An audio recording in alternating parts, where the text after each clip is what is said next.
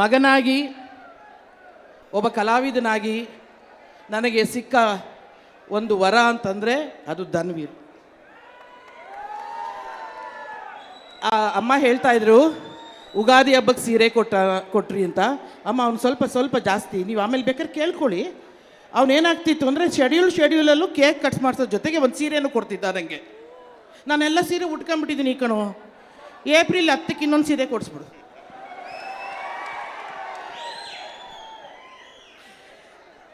ನಿಜಕ್ಕೂ ಇವನ ಬಗ್ಗೆ ಇನ್ನೊಂದು ದೊಡ್ಡ ನನಗೆ ಅಭಿಮಾನ ಹುಟ್ಟಿದ್ದು, ಮೆಚ್ಚುಗೆ ಅನಿಸಿದ್ದು, ಗೆಳೆತನಕ್ಕೆ ಪ್ರಾಣ ಕೊಡುವಂಥ ಜೀವ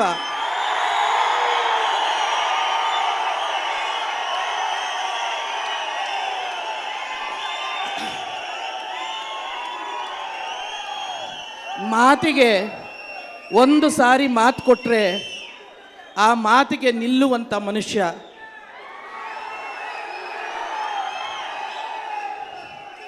ಹೃದಯವಂತ. ಅದು ಆನ್ ಸ್ಕ್ರೀನ್ ಅಷ್ಟೇ ಅಲ್ಲ, ಆಫ್ ಸ್ಕ್ರೀನ್ ಧನ್ವೀರ ನೀನು. ತುಂಬ ಸಂತೋಷ ಅನಿಸುತ್ತೆ. ನಿನ್ನನ್ನು ಬೆಳೆಸಿದ ನಿಮ್ಮ ತಂದೆ ತಾಯಿಗೆ ನಾನು ಹೃದಯ ತುಂಬಿ ಧನ್ಯವಾದಗಳನ್ನ ಹೇಳಿಸ್ತೀನಿ.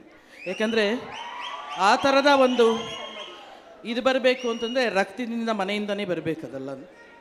ನಿಮ್ಮ ಮನೆಯವ್ರಿಗೆಲ್ರಿಗೂ ನಾನು ಧನ್ಯವಾದ ಹೇಳ್ತೀನಿ. ಮತ್ತು ಈ ಚಿತ್ರದ ಸಂಗೀತ ನಿರ್ದೇಶಕ ಅಜನೀಶ್, ಅವನು ಯಾವ ಸಿನಿಮಾದಲ್ಲಿ ನಾನಿದ್ರೂ ಕೂಡ ಒಂದು ಒಳ್ಳೆ ಹಾಡು ಕೊಟ್ಬಿಡ್ತಾನೆ ಕಣ್ರಿ. ಅದು ಹೆಂಗೋ ಇಟ್ಟಾಗ್ಬಿಡುತ್ತೆ. ನಮಗೆ ಒಂದೊಂದು ಸತಿ ಗೊತ್ತೇ ಆಗೋದಿಲ್ಲ, ಅಜನೀಶ ಎಷ್ಟು ಚೆನ್ನಾಗಿ ಕೆಲಸ ಮಾಡಿದ್ದಾನೆ ಇವನು ಅಂತೇಳಿ. ಅವನಿಲ್ಲ, ಆದರೂ ಅವನ ಅನುಪಸ್ಥಿತಿಯಲ್ಲಿ ಅವನಿಗೂ ಕೂಡ ಧನ್ಯವಾದಗಳನ್ನ ಹೇಳ್ತೀನಿ. ನಾಗೇಂದ್ರ ಪ್ರಸಾದ್ರವರಿಗೆ ಮತ್ತು ಎಲ್ರಿಗೂ. ಮತ್ತು ಇಲ್ಲಿ ನಿಜವಾದ ಒಂದು ಮುದ್ದು ರಾಕ್ಷಸಿ. ಪಾಪ ನೀನು ರಾಕ್ಷಸಿ ಅಲ್ಲ ಕಂದ, ನೀನು ಮುದ್ದು ಅಷ್ಟೇ, ರಾಕ್ಷಸಿ ಬೇರೆಯವರು. ನನ್ನ ಅನ್ಬೋದು ಅಲ್ವೇನೋ ಈ ಕ್ಯಾರೆಕ್ಟ್ರು. ಎಷ್ಟು ಚೆಂದ ಕಾಣಿಸ್ತಿ, ತುಂಬ ಖುಷಿ ಆಗುತ್ತೆ. ಆ ಹಾಡು ಸೂಪರ್ ಹಿಟ್ ಆಗೋಕ್ಕೆ ನಿಮ್ಮಿಬ್ಬರು ಕೆಮಿಸ್ಟ್ರಿನೇ ಕಾರಣ.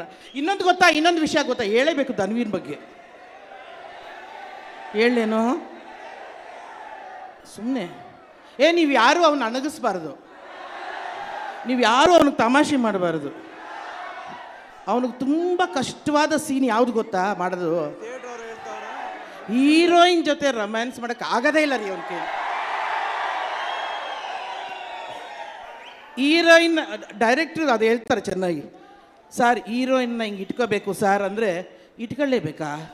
ಪರವಾಗಿಲ್ಲ ಸರ್, ಅಷ್ಟು ದೂರ ಇದ್ದರೆ ಪರವಾಗಿಲ್ಲಲ್ಲ ಸರ್. ನಾನು ಬರ್ರಿ ಕಣ್ಣಿಂದ ನೋಡ್ತೀನಿ ಸರ್, ಕಣ್ಣಿಂದ. ಕೈಯೆಲ್ಲ ಯಾಕೆ ಸರ್ ಅಲ್ವೇನು? ಅಯ್ಯೋ ಇವನು ಕೇಳಿ ಅದು ಹೆಂಗೆ. ಬಟ್ ಹೀರೋಯಿನ್ ಒಂಥರ ಅದೃಷ್ಟವಂತರೇ. ಆದರೂ ಏನೋ ಮಗನಿ, ನೀನು ಬೇಗ ಮದುವೆ ಮಾಡ್ಬಿಡ್ಬೇಕನೋ. ಮದುವೆ ಮಾಡಿದ್ರೆ ಎಲ್ಲ ಸರಿ ಹೋಗ್ತೀಯಾ? ಹ್ಞೂ